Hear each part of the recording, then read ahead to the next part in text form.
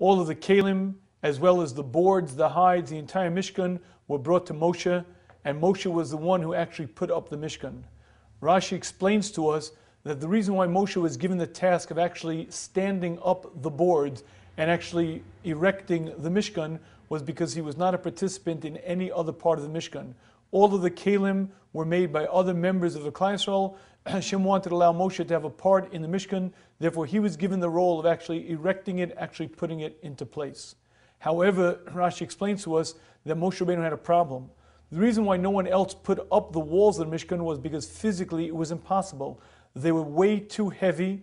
There was no way that a human being could possibly lift them up. Therefore, they were brought to Moshe.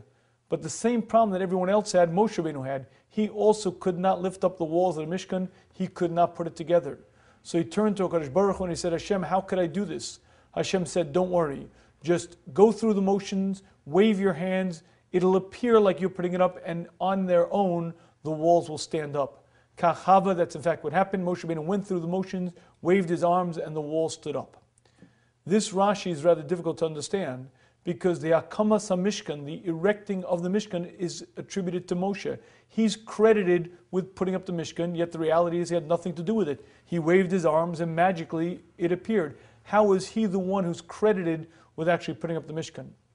And I believe the answer to this question is predicated on understanding any creative act that a human being engages in. If you would imagine a couple who decides to have a child, they don't claim to have the wisdom to create the actual baby.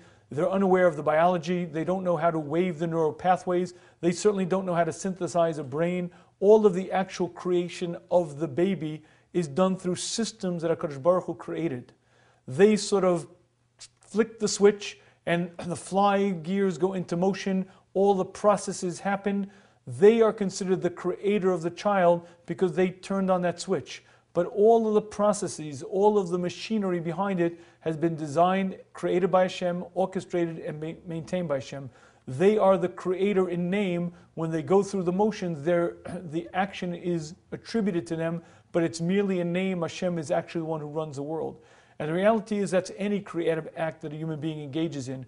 We go through the motions being fully aware that it's Hashem who created this world, who orchestrates this world. We flick on the switch and the results happen.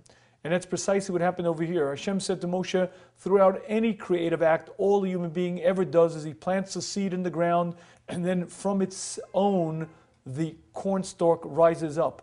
Go through the motions. Here, the activities are different. Wave your arms, stand in front of the Mishkan. You'll be credited with it because this is the system I've set up for this particular instance.